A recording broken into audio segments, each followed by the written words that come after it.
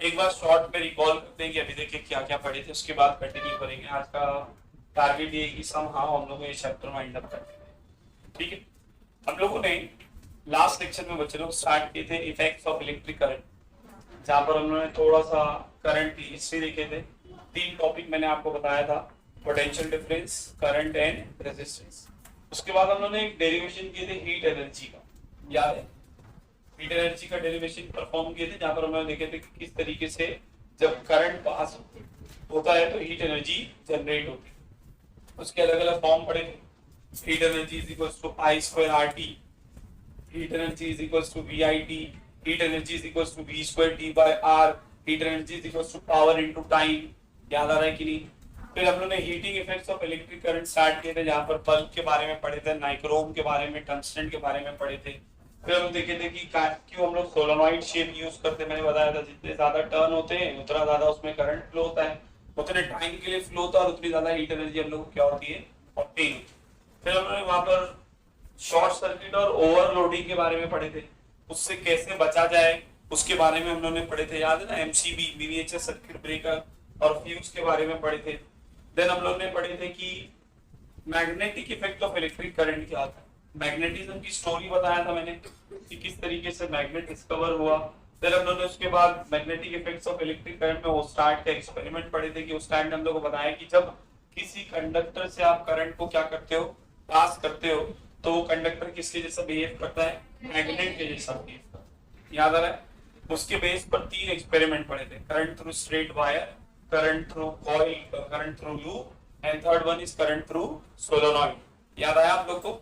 हम लोगों ने पढ़े थे अ current carrying solenoid behave like अ बार मैग्नेट। और मैग्नेट के अंदर मैग्नेटिक फील्ड का डायरेक्शन पता लगाने के लिए राइट हैंड थंब रूल पढ़े थे। राइट हैंड थंब रूल हम लोग को क्या बोलता था बच्चे लोग?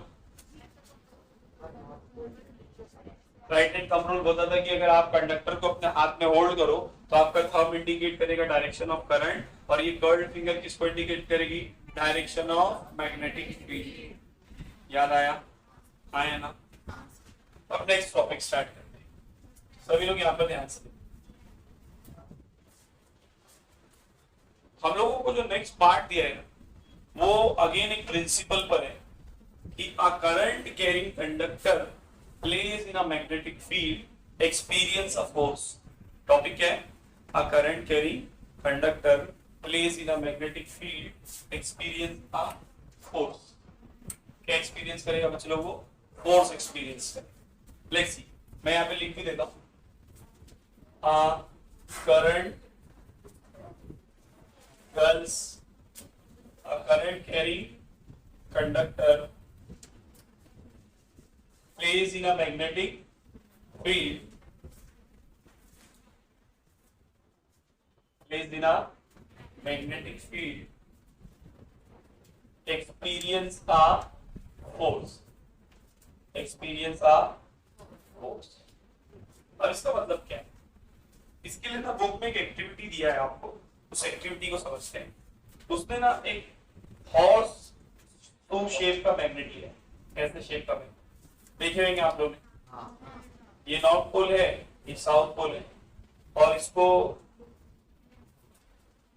स्टैंड से कनेक्ट किया और यहां से ना एक वायर को पास किया इसके बीच में से।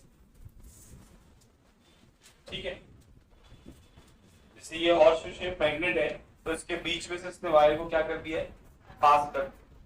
और फिर आप देखेंगे कि मान लो कि इसकी इनिशियल पोजीशन ए थी, तो अगर आप जैसे ही करंट को पास करते हैं तो पहले केस में अगर वो डाउनवर्ड होगा तो ये इधर मूव होकर आएगा, और करंट का डायरेक्शन जब आप चेंज करेंगे तो वो यहाँ पर आ जाएगा। मतलब वो अपने अपने आप को क्या करेगा, चेंज करेगा, उसकी जगह को वो क्या करेगा, चेंज करेगा। अब सवाल उठता है कि सर ऐसा क्यों, वो अपनी जगह को क्यों चेंज करेगा?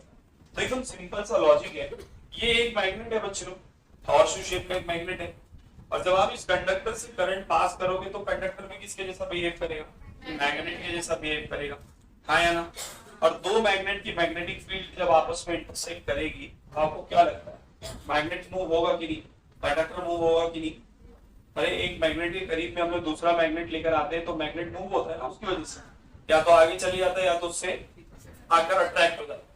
देखिए ना, तो भैया ये भी एक मैग्नेट है, और ये भी एक मैग्नेट है, तो जाहिर सी बात है दोनों की मैग्नेटिक फील्ड आपस में क्या करेगी, इंटरसेक्ट करेगी। और जब मैग्नेटिक फील्ड आपस में इंटरसेक्ट करेगी तो इसके ऊपर एक फोर्स एक्ट करेगी। हाँ या ना, समझ में आया? अब सवाल ये आता है कि सर ये जो अपना डायरेक्शन चेंज करेगा, एक बार बी पर जाएगा एक बार सी पर जाएगा, जो कि किस पे डिपेंड करता है, मैग्नेटिक फील्ड और करंट के डायरेक्शन पे। वो जो फोर्स लग रहा है उसके ऊपर, वो मुझे कैसे पता चलेगा कि उस फोर्स का डायरेक्शन क्या है? फोर्स लग रहा है ना, तभी तो वो मूव हो रहा है। तो अगर मुझे फोर्स का डायरेक्शन पता लगाना है तो मैं कैसे पता लगाऊं? तो उसके लिए रूल एक दिया है हम लोग को बुक के अंदर, जिसको हम लोग बोलते हैं फ्लेमिंग लेफ्ट हैंड रूल। क्या होते हैं बच्चे लोग? Fleming left hand rule. Now what is Fleming left hand rule? Fleming left hand rule बोलता है कि आप अपने लेफ्ट हैंड की मिडिल फिंगर, इंडेक्स फिंगर और थंब, इन तीनों को कुछ इस तरीके से प्लेस करो कि ये तीनों आपस में क्या हो जाए, परपेंडिकुलर हो जाए। ये तीनों आपस में क्या हो जाए, परपेंडिकुलर हो जाए। तो आपकी मिडिल फिंगर इंडिकेट करेगी डायरेक्शन ऑफ करंट, आपकी इंडेक्स फिंगर इंडिकेट करेगी डायरेक्शन ऑफ मैग्नेटिक फील्ड, और आपका थंब इंडिकेट करेगा डायरेक्शन ऑफ फोर्स। नहीं समझा? थोड़ा दिक्कत होगी, पहले ध्यान से सुनो। फ्लेमिंग लेफ्ट हैंड रूल क्या बोलता है? Stretch your middle finger, index finger and thumb of your left hand such that they are mutually perpendicular to each other। इनके बीच में एंगल कितना है? 90 डिग्री। इनके बीच में एंगल कितना है? 90 डिग्री। अगर ये उंगली कट करके यहाँ लगाओ तो इसके बीच में भी एंगल कितना है? 90। सही बात, कट नहीं करो, बताने की कोशिश। तीनों आपस में परपेंडिकुलर है। तो फ्लेमिंग लेफ्ट हैंड रूल क्या बोलता है? आप अपने लेफ्ट हैंड की मिडिल फिंगर, इंडेक्स फिंगर और थंब को कुछ इस तरीके से रखोगे ये तीनों आपस में क्या हो, परपेंडिकुलर। तो आपकी मिडिल फिंगर किसको बताएगी? डायरेक्शन ऑफ करंट को। आपकी इंडेक्स फिंगर किसको बताएगी? डायरेक्शन ऑफ मैग्नेटिक फील्ड को। और आपकी थंब किसको इंडिकेट करेगी? Direction of force. प्रॉब्लम ये है कि सर एग्जाम में हम लोग ये भूल जाएंगे कि कौन सी उंगली किसको बता रही। तो उसके लिए एक शॉर्टकट बता देता हूँ। शॉर्टकट है father mother child, father mother child, father mother child. याद रहेगा, फादर में आया, फादर में एफ फोर्स, मदर में है मैग्नेटिक फील्ड, चाइल्ड में सी मतलब करंट। याद हो गया? अब देखो कितनी आसानी से बोलेंगे।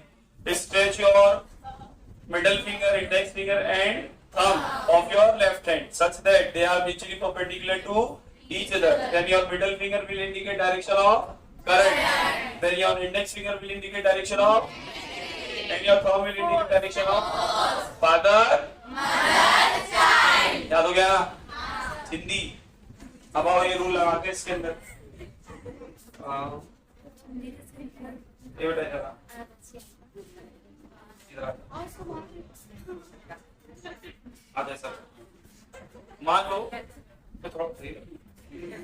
मान लो कि अपना हॉर्स शू शेप का मैग्नेट है। कैसा है? हॉर्स शू शेप का मैग्नेट है। ये नॉर्थ पोल है और ये साउथ पोल है। हम लोग क्या कर रहे हैं बच्चों? ये वायर है, अज्यूम कर लो फिलहाल, ठीक है, अपना वायर। अब इसमें पॉसिबिलिटी हो सकती है कि सर करंट नीचे से ऊपर जा रहा हो या करंट ऊपर से कहां आ रहा हो। We know that magnetic line of force always start from north pole and on south। मतलब magnetic line of force north से कहां जा रही होगी? सही बात है भाई। पहला केस लेते कि करंट कहां जा रहा है? नीचे जा रहा है। करंट कहां जा रहा है? नीचे। अच्छा, हम लोग को पता है कि करंट कौन बताएगा? Middle finger. करंट कौन बताता है? करंट कहां जा रहा है? नीचे। तो मैंने नीचे के डायरेक्शन में शो कर दिया। Magnetic line of force north to south, north to, देखो नॉर्थ से कहां पर डायरेक्शन दिख रहा है? साउथ। करंट कहां पर है? नीचे। करंट कहां पर है? फोर्स कहां लग रहा है? अंदर की तरफ। फोर्स कहां लग रहा है? तो ये कहां जाएगा? अंदर की तरफ। अरे हाँ या ना भाई? समझा ये अंदर क्यों गया? सेकंड केस, करंट ऊपर जा रहा हो। करंट कैसा जा रहा हो? मैग्नेटिक लाइन ऑफ फोर्स अभी भी नॉर्थ टू साउथ। करंट कैसा जा रहा है? अपवर्ड। फोर्स कहां लग रहा है? तो ये कहां जाएगा? बाहर। अरे हाँ या ना? मैंने यही बोला था ना, वो एक बार बी पर जाएगा और एक बार गया बी पर और सी पर। समझा कि नहीं? बैठ जाओ। अरे हाँ ना बच्चे लोग, कोई दिक्कत? रूल याद रहेगा? फादर मदर चाइल्ड रूल याद रहेगा कि नहीं? Force, magnetic field, left hand rule लगाना, राइट हैंड रूल लगा के आंसर मत लिखते बैठ जाना। समझ में आ रहा है? ठीक है। अब इसके बेस पर हम लोग एक टॉपिक पढ़ेंगे जो इस चैप्टर का बहुत इंपॉर्टेंट क्वेश्चन है बच्चों, वो है इलेक्ट्रिक मोटर। क्या है बच्चों? वो मोटर पे दो तरीके से क्वेश्चन आ सकते हैं। पहला क्वेश्चन, वो आपको डायरेक्टली पूरा मोटर एक्सप्लेन करने बोल दे, तो अभी मैं 10-15 मिनट जो भी डिस्कस करूंगा वो पूरा आपको क्या करना पड़ेगा, लिखना पड़ेगा।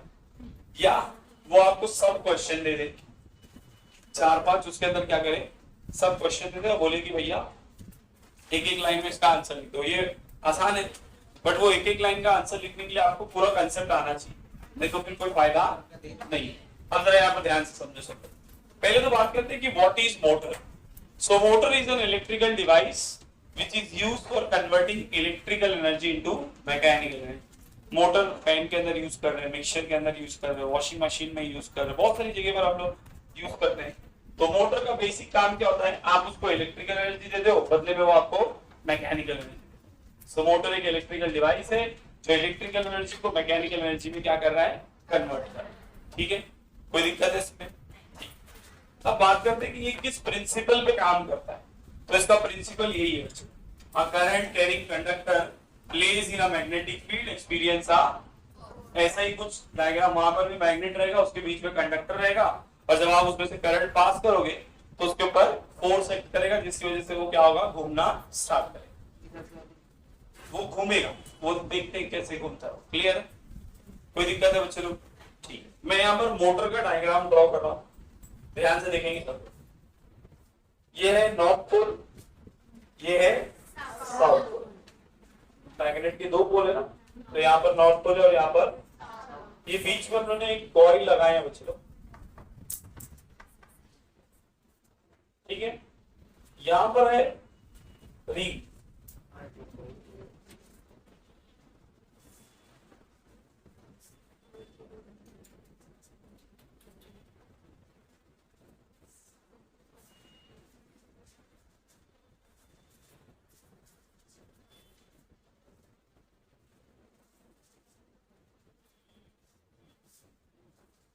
देखो इसको नाम दे देते हैं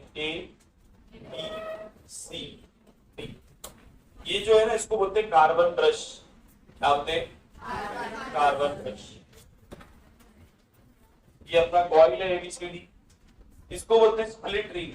क्या बोलते हैं इसको? Split ring. ठीक है, ये बैटरी है, सभी को पता है, और ऊपर 2 स्ट्रॉन्ग मैग्नेट है, नॉर्थ पोल और south pole. Now let's see कि इसका वर्किंग कैसा है। ध्यान से देखो, देखो जैसे ही इसमें से करंट पास होगा तो करंट ब्रश के थ्रू रिंग में जाता है, और रिंग से फिर कहा जाता है ऊपर कॉइल में। आप इमेजिन कर रहे हो, ये आपकी रिंग है, ये आपकी स्प्लिट रिंग है, 2 हिस्से में टूटी हुई स्प्लिट रिंग है, इसके ऊपर से अपना कॉइल ऐसा इमेजिन किए, और फिर आकर इस पे जॉइंट है, ये रिंग हो गई। यहाँ पर लगे हैं 2 ब्रश, यहाँ पे क्या लगे हैं? 2। फिर वो ब्रश को कनेक्शन कहां से मिला? बैटरी से। मतलब करंट पहले कहां आता है? बैटरी से ब्रश में, ब्रश से रिंग में, और रिंग से फिर कॉइल में। इमेजिन किए, हाँ या ना? अब काम कैसे करता है इसको समझते हैं। अब ध्यान से देखो, मैं क्या बोल रहा हूँ बच्चे लोग, कि मान लो कि ये आपका कॉइल है ABCD। लेट्स से कि करंट यहां से निकल के जा रहा है ना, तो AB में करंट कैसा है? अपवर्ड। AB में करंट कैसा है? यहाँ पर करंट यहां से निकल के ऐसा जा रहा है ना, तो यहाँ पे करंट अपवर्ड जाएगा और यहाँ पर करंट, ठीक है, कोई दिक्कत? याद रखना कि इसमें अपवर्ड है और उसमें। तो according to Fleming left hand rule, magnetic line of force north to south, north से साउथ की तरफ। करंट कैसा है? अपवर्ड। करंट कैसा है? तो फोर्स कैसा लगेगा? अंदर की तरफ। फोर्स कैसा लगेगा? तो लगा देते फोर्स अंदर की तरफ, हाँ या ना? मतलब ये वाले साइड पर फोर्स अंदर जाएगा, ये वाली साइड पे बात करते हैं। यहाँ पर करंट का direction downward, magnetic line of force अभी भी नॉर्थ टू साउथ। फोर्स कहाँ लगेगा? तो सर यहाँ पर फोर्स ऐसा लगेगा, मतलब ये इधर की तरफ आएगा और ये इधर की तरफ जाएगा। देखो क्या हो रहा है, घूम रहा है। टैप देखो, टैप, एक फोर्स आगे एक फोर्स क्या होता है, घूमती है ना। तो ऐसे ये भी क्या होगा, घूमेगा। अरे हाँ है ना? कोई दिक्कत है क्या? मैंने क्या बोला? तो ये घूम के CD इधर आएगा और AB इधर आ जाएगा। अरे हाँ या ना? कोई दिक्कत? झूठ तो नहीं बोल रहे, मामा कसम। अरे बोलो, माँ कसम, मैं मर जाऊंगा मैं। क्लियर है ना? अच्छा अब सुनो मेरी बात, सीडी घूम के इधर आ गया, इसमें फोर्स बाहर था, इसमें फोर्स अंदर था, इसलिए घूम के सर एबी की जगह सीडी आएगा, सीडी की जगह। अब जब सीडी इधर आएगा तो सीडी में करंट कैसा है, डाउनवर्ड है। सीडी में करंट कैसा है और एबी में करंट कैसा है। देखो अगर सीडी यहाँ पर है तो सीडी में करंट कैसा रहेगा, upward, current upward. Magnetic line of force north to south, force कहाँ लगेगा, अंदर। फोर्स कहाँ लगेगा, सॉरी सीडी में करंट डाउनवर्ड है ना, सीडी में current, magnetic line of force north to south, force क्या लग रहा है, मतलब अब पहले यहाँ पर फोर्स बाहर की तरफ था और यहाँ अंदर की तरफ था, अब यहाँ फोर्स बाहर की तरफ है और यहाँ, मतलब आपका कॉइल एक बार ऐसा घुमा था, एक बार ऐसा घूमेगा। सर मगर मोटर तो ऐसा नहीं घूमता है, पंखा ऐसा और ऐसा नहीं घूमता है, पंखा ऐसा ही घूमता है, मतलब कुछ तो गड़बड़ होगी। आपने ढंग से एक्सप्लेन किया, मैं ढंग से एक्सप्लेन किया, मैंने जानबूझ के ये एक्सप्लेन किया। देखो क्यों ऐसा होता है, नीचे हम लोग ने लगाए हैं स्प्लिट रिंग, नीचे कौन सी रिंग लगाए, सुना। स्प्लिट रिंग क्या करती है, करंट के डायरेक्शन को चेंज करती है, करंट के डायरेक्शन को क्या करती है। देखो जब सीडी घूमकर इधर आएगा और ए भी घूम, आप इमेजिन करो यहाँ पर ब्रश है, अब थोड़ा इमेजिन करो यहाँ पर क्या लगा हुआ है, अपना ब्रश, और ये अपना स्प्लिट रिंग है। पहले ये ए बी था और ये सीडी था, ये घूम गया, ये अरे घूम गया ना भाई, सीडी इधर आ गया, ए बी, ब्रश चेंज हुआ है क्या, ब्रश अपनी जगह चेंज, मतलब सर करंट तो ऐसे ही जाएगा। अब अगर यहाँ सीडी आ गया, इस जगह पर अगर सीडी आ जाएगा बच्चों, तो सीडी में से करंट कैसा जाएगा, अपवर्ड। सीडी में से करंट कैसा जाएगा और एबी में से करंट कैसा जाएगा। आप समझ रहे, मैं बोलने का मतलब ये कि यहाँ कोई भी आए, यहाँ उसका करंट का डायरेक्शन और यहाँ पर जो भी आएगा उसका नाम, चाहे वो एबी हो या सीडी हो, उससे कोई लेना देना। समझ में आ रहा है कि मतलब अगर यहाँ फोर्स हमेशा अपवर्ड रहेगा तो यहाँ फोर्स अंदर की, सॉरी करंट अपवर्ड रहेगा तो फोर्स कैसा लगेगा, अंदर, और यहाँ पे फोर्स हमेशा अब घूमेगा एक ही डायरेक्शन। स्प्लिट रिंग का काम क्या है, ये जो कॉइल है ना अपना, उसके करंट के डायरेक्शन को बदलना, उसके करंट के डायरेक्शन को, भैया जब सीडी इधर आएगा तो सीडी में अपवर्ड हो जाएगा और एबी जब इधर आएगा तो एबी में करंट के डायरेक्शन को बदल रहे हैं ना। ये किसका काम है, स्प्लिट रिंग। इस तरीके से आपका मोटर क्या करता है बच्चे लोग, काम करता है। बच्चे इसको भी रटते हैं, रट सकते हो अगर समझो तो देखो कितना आसान है। हम लोग ने आज मोटर की वर्किंग समझे कि किस तरीके से एक्चुअली में हम लोग के घर के अंदर मोटर काम करता है। बचपन में याद होगा वो छोटा वाला मोटर हम लोग लगाते थे, उस पर पंखा बिठा के हवा खाते थे। कुछ लोग के अंदर क्यूरियोसिटी ज्यादा होती थी, तोड़ के उसके अंदर का मैग्नेट निकाल लेते थे, है ना। बॉयज अक्सर तोड़ के उसके अंदर का मैग्नेट कलेक्ट करते थे। अगर उसको निकाले हो तो देखो उसके ऊपर शाफ्ट रहती थी जिसपे फैन वैन बिठा देते थे। तो ये कॉइल पे यहाँ पर शाफ्ट भी है, मैंने शाफ्ट ड्रॉ नहीं किया, यहाँ पर क्या होती है बच्चे लोग, शाफ्ट होती है। मतलब जब ये कॉइल घूमेगा तो ये शाफ्ट भी उसके साथ में क्या करेगी, घूमेगी। मोटर कॉइल घुमा तो शाफ्ट भी क्या होगी, घूमेगी। हम लोग का जो मिक्सचर में जो शाफ्ट रिलीज होती है, निकलती है, जिसके ऊपर हम लोग क्या करते हैं, अपना ब्लेड बिठाते हैं, तो वो शाफ्ट ये एक्चुअली शाफ्ट है। अब ये घूमेगी, कॉइल घूमेगा तो ये भी घूम जाएगी, मतलब आपका मिक्सचर भी क्या होगा, घूमेगा। अरे समझा कि नहीं, पक्का। तो हम लोग ने देखे इसका मोटर का डेफिनेशन, इलेक्ट्रिकल डिवाइस जो इलेक्ट्रिकल एनर्जी को किससे कन्वर्ट करे, मैग्नेटिकल एनर्जी में। उसका प्रिंसिपल क्या है, अ current carrying conductor place in a magnetic field experience a force. फिर हम लोग ने मोटर का डायग्राम देखे, कंस्ट्रक्शन बता दिया कि स्ट्रॉन्ग मैग्नेट है, कॉइल है, शाफ्ट है, ब्रश है, रिंग है, बैटरी है, ये सब बता देंगे। अगर 5 मार्क का क्वेश्चन डिटेल वाला आ रहा है, फिर हम लोग क्या करेंगे, उसकी वर्किंग एक्सप्लेन करेंगे कि काम कैसे करता है। फ्लेमिंग लेफ्ट हैंड रूल लगा के क्या करने का है, वर्क बताने का है। और फिर तीसरा लास्ट में हम लोग क्या बताएंगे, उसके यूजेस, कि कहाँ का यूज हो रहा है, मोटर का यूज हो रहा है मिक्सर में, वॉशिंग मशीन में, फैन, ऐसे एक्सप्लेन। क्लियर, कोई दिक्कत, लिख लो।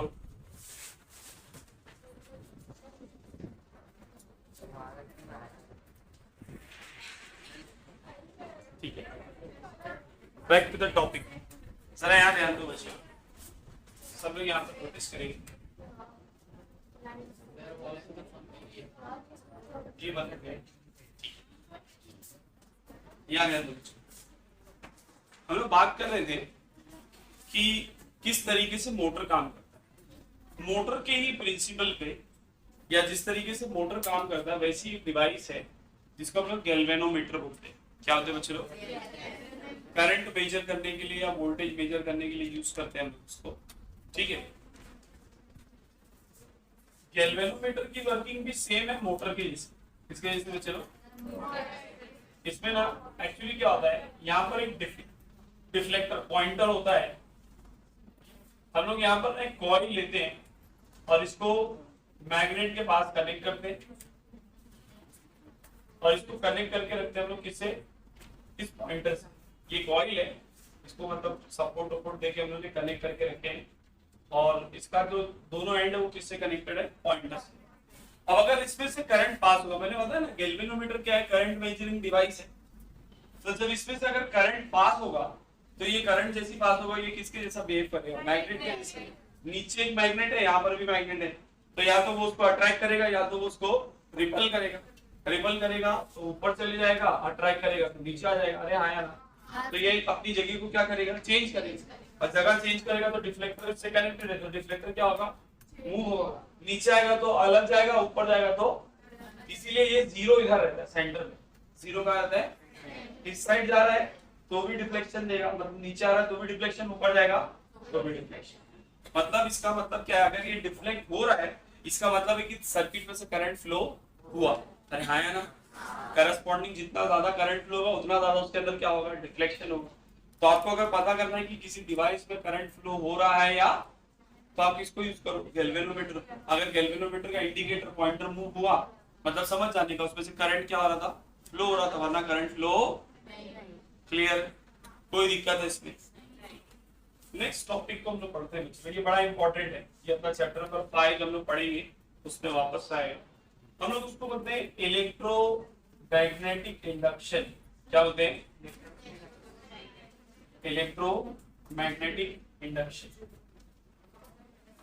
एक साइंटिस्ट था जो पढ़ा लिखा नहीं था, हाँ, एक्सपेरिमेंटल साइंटिस्ट था। उसने एक्सपेरिमेंट कर कर साइंटिस्ट बना, उसने कोई पढ़ाई वढ़ाई नहीं किया था। एक पर्सन था जिसका नाम था माइकल फैराडे। स्टोरी बहुत इंटरेस्टिंग है, ध्यान से पढ़िए। सुने, 9th में पढ़े, बहुत अच्छी बात है। हाँ, ऐसा बिल्कुल ना करें। तो Michael Faraday was the person जो बुक बाइंडिंग की शॉप पर काम करता था और वहां पर जितनी भी बुक्स आती थी इलेक्ट्रिसिटी के ऊपर वो सारी बुक को क्या करता था, स्टडी करता। उसने एक कंसेप्ट जिससे पहले हम लोगों ने पढ़े कि भैया अगर आप करंट दे, मैग्नेटिक फील्ड दे, तो बदले में आपको क्या मिलेगा, फोर्स मिलेगा। तो माइकल फैराडे ने बोला कि क्या इसका रिवर्स पॉसिबल है, मैं फोर्स दे दूं और मैं मैग्नेटिक फील्ड दे दूं, बदले में मुझे क्या मिल जाए, करंट। तो उसने इस एक्सपेरिमेंट को ट्राई किया। उसने क्या किया बच्चों, एक मैग्नेट लिया, लेट्स से ये नॉर्थ पोल है और ये क्या है, साउथ पोल है, और इस मैग्नेट के करीब में उसने एक कॉइल लेकर आया। इस मैग्नेट के करीब में उसने क्या किया, एक कॉइल लेकर आया। जब उसने देखा कि मैं इस कॉइल को इस मैग्नेट के पास मूव करता हूं तो इस कॉइल में करंट क्या होता है, इंड्यूस होता है। करंट क्या होता है, फॉर्म होता है। इंड्यूस होने का मतलब बनता है।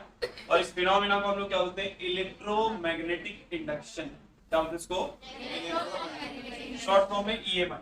इसके ऊपर 12th में पूरा चैप्टर पढ़ोगे, समझ में आ रहा है, इलेक्ट्रोमैग्नेटिक इंडक्शन। साइंस ही नहीं है, पढ़ेंगे क्या, सिंपल सी बात। तो मैग्नेट को जब आप मूव करोगे ना, कांस्टेंट रखोगे तो करंट नहीं बनेगा, कांस्टेंट रखोगे तो करंट बनने वाला। मैग्नेटिक फील्ड बदलनी चाहिए, मैग्नेटिक फील्ड। अरे भैया यहाँ पर मैग्नेटिक फील्ड है ना, यहाँ पर क्या है, मैग्नेटिक फील्ड है। जब आप इसको मूव करोगे तो मैग्नेटिक फील्ड को ये कट करेगा, कभी 4 5 6, कभी 2 3 1 भी हो जाएगी। अरे आया। और जब भी ये मैग्नेटिक फील्ड को चेंज करता है, एक्चुअली एक टर्म होता है फ्लक्स, जो अपने बुक में दिया हुआ नहीं है, मैं इसके लिए वहां जाना नहीं चाहता।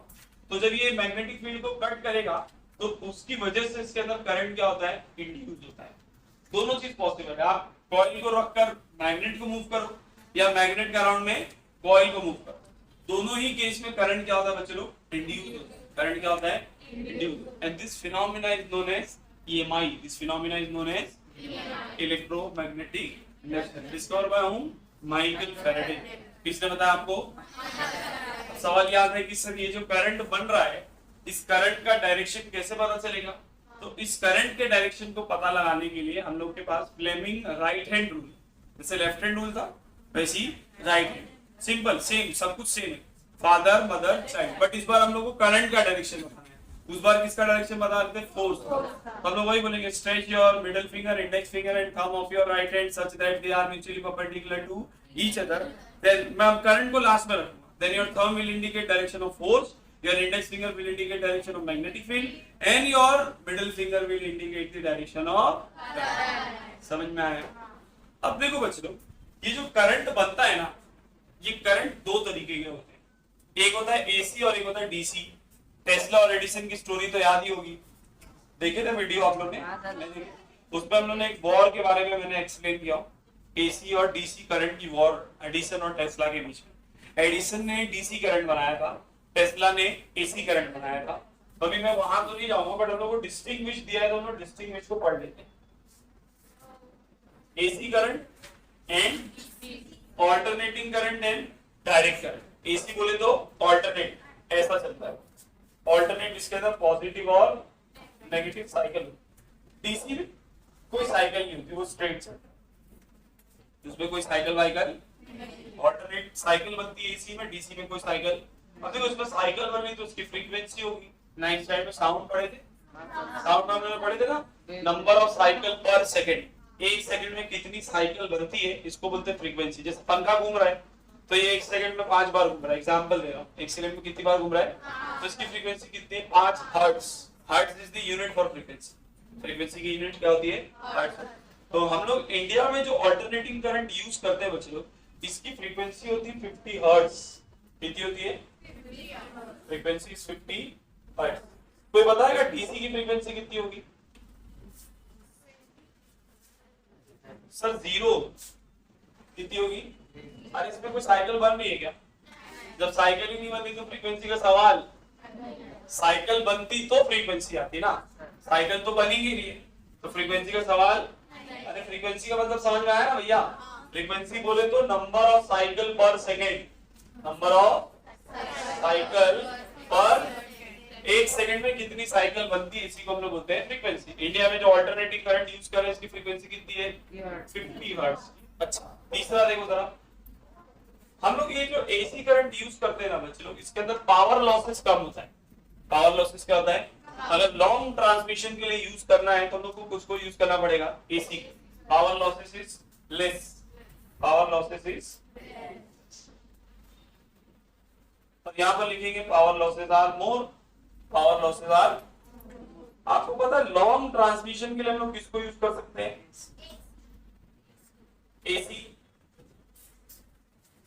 Use for long transmission, use for long transmission. और ये किसके लिए यूज होता है, यूज फॉर शॉर्ट ट्रांसमिशन।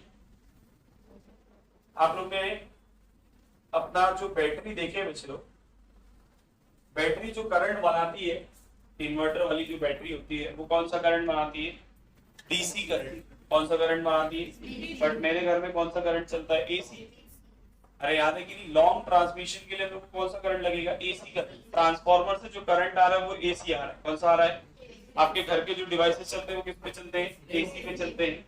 तो भैया हम लोग के मगर बैटरी तो हम लोग को कौन सा करंट दे रही है, डीसी। आप कभी सोचे कि इन्वर्टर का क्या काम है, बैटरी तो करंट से, करंट जो है वो बैटरी से मिल जा रहा है ना, तो वो इन्वर्टर खरीदने की क्या जरूरत है, कभी से सोचा? वो सर अच्छा लगता है पैसा खर्चा करने, वो क्या होता है ना सर, थोड़ा बहुत पैसा खर्चा तो मजा नहीं आता है, इसलिए थोड़ा ज्यादा खर्चा करते हैं। सही बात है। देखो उसमें दो पर्पस है। मैंने बोला कि घर पे सारे डिवाइसेस किस पे चल रहे हैं, एसी पे। अब वो कौन सा करंट दे रहा है, चलेगा काम।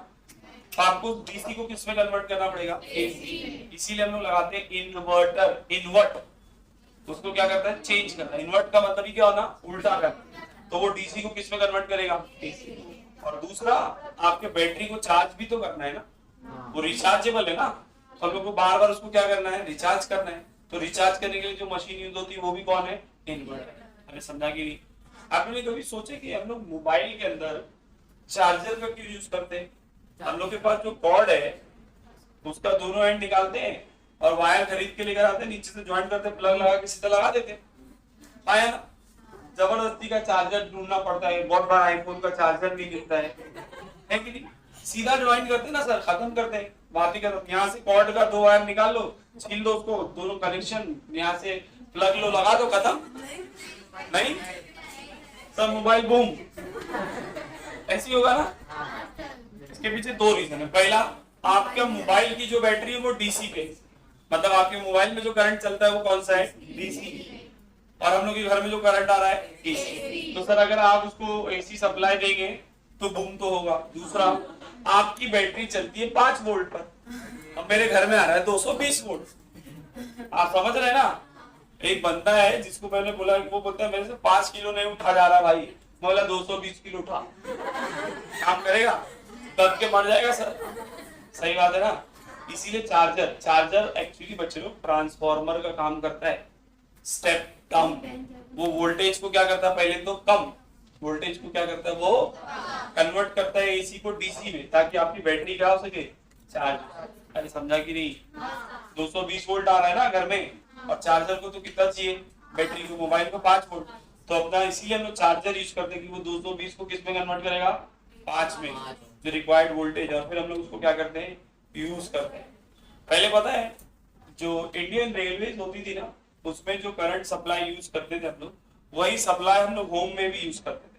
तो लोग क्या करते थे, जब ट्रेन में ट्रेवल करते थे, जो यूपी जाते हैं आप लोग देखे होंगे, यूपी की ट्रेन में जो टॉयलेट के अंदर जो पानी वाला डब्बा होता है ना, उसको भी सिकड़ी से सब बांध के रखते हैं।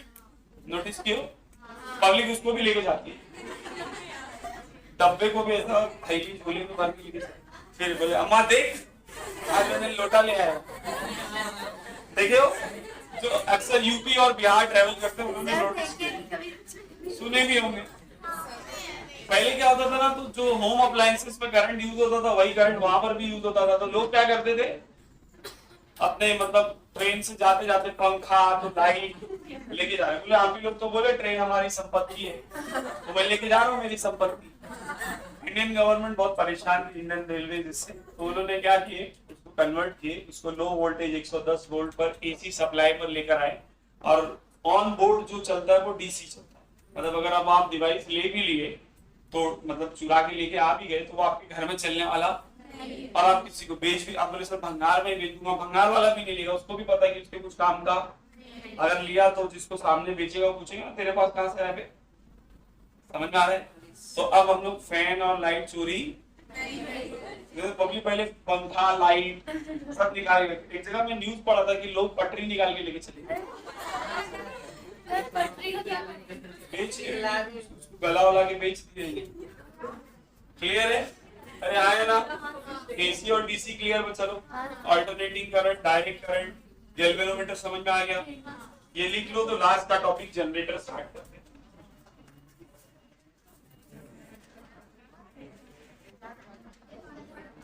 नेक्स्ट टॉपिक है जनरेटर। चलो यहाँ पे देखेंगे, लास्ट टॉपिक है बच्चे लोग, इलेक्ट्रिक जनरेटर। जनरेटर हम लोग को पता है एक इलेक्ट्रिकल डिवाइस है जो मैकेनिकल एनर्जी को किस में कन्वर्ट करता है, इलेक्ट्रिकल एनर्जी। जनरेटर का काम होता है ना करंट को जनरेट करना। तो हम लोग अभी सीखने वाले कि जनरेटर किस तरीके से करंट जनरेट करेगा ना। हम लोग को पता है करंट 2 टाइप के, एसी और डीसी। तो जनरेटर भी कितने टाइप का होगा, 2 टाइप का, एसी और डीसी। तो जनरेटर कितने टाइप का है, 2 टाइप का, एक एसी जनरेटर, एक डीसी जनरेटर। हम लोग बात करें फिलहाल एसी जनरेटर। किसकी बात कर रहे हैं, व्हाट इज एसी जनरेटर, जो कौन सा करंट जनरेट करेगा, एसी करंट, उसको हम लोग क्या बोलेंगे, एसी जनरेटर। अगर डायग्राम देखो तो ऑलमोस्ट सिमिलर है मोटर से। मोटर में भी शाफ्ट था, वहां पर भी रिंग थी, बट वहां पर स्प्लिट रिंग थी, यहाँ पर कंप्लीट रिंग है। दिख रहा है, मैंने रिंग को ऐसा पीछे से घुमा के बनाया, इसको बोलते हैं स्लिप रिंग। क्या बोलते हैं इसको, स्लिप रिंग। बाकी तो north pole, south pole, coil का एबीसीडी। नीचे बैटरी की जगह पर हम लोगों ने गैल्वेनोमीटर लगाया। क्या लगाया बच्चे लोग, सवाल आता है कि सर गैल्वेनोमीटर क्यों लगाया। भैया यहाँ करंट बनने वाला है ना, तो आपको पता करना पड़ेगा कि करंट बन रहा है या नहीं, और वो कौन बताएगा, समझ में आया। तो बेसिक डिफरेंस समझ में आया। मोटर और जनरेटर का कभी कभी डायग्राम देके बोलता है आइडेंटिफाई करो कि ये कौन सा डिवाइस है। अगर आप इस डायग्राम को ध्यान से देखो तो हम लोग को पता है कि ये जनरेटर है, स्पेसिफिकली बोले तो एसी जनरेटर। अगर यहाँ बैटरी होती तो हम लोग फिर क्या बोलते हैं, और यहाँ स्प्लिट रिंग होती तो हम लोग क्या बोलते हैं, ये मोटर है। ठीक है बच्चे लोग, वर्किंग समझे इसके प्रिंसिपल वही, ईएमआई का principle, a current carrying conductor place in, sorry, EMI में क्या है कि जब हम लोग इसको घुमाएंगे, इसको रोटेट करेंगे, तो मैग्नेटिक फील्ड की वजह से इसके अंदर करंट क्या होगा, इंड्यूस होगा। ईएमआई का प्रिंसिपल, करंट का डायरेक्शन पता लगाने के लिए राइट हैंड रूल, कौन सा, आप लोग देखोगे जनरेटर में हैंडल लगाकर उसको घुमाया जाता है, किसी ने देखा है गांव में, उसमें हैंडल होता है, उसको घुमाते हैं, और हम लोग उसके अंदर पेट्रोल और डीजल यूज करते हैं, क्योंकि अब हरदम तो कोई पकड़ घुमाएगा नहीं, तो इसीलिए उसको एक बार स्टार्ट कर देते हैं, तो वो पेट्रोल से वो जलकर फिर क्या करता है, इलेक्ट्रिसिटी प्रोड्यूस करता है। बट मान लो कि मैं इसको घुमाने आ रहा हूँ बच्चों, रोटेट करने आ रहा हूँ, मतलब इसमें फोर्स बाहर लगने वाला है, इसमें फोर्स ऐसा कुछ, ये अपना कॉइल है, ये अपना कॉइल है, तो ये ऐसा घूमने वाला है, इमेजिन कर रहे हो ना, ये ऐसा घूमेगा, हाथ से घुमाने है, जैसे ये यहाँ पर हैंडल लगा दिया, अब मैं इसको क्या कर रहा हूँ, घुमा रहा हूँ, ठीक है।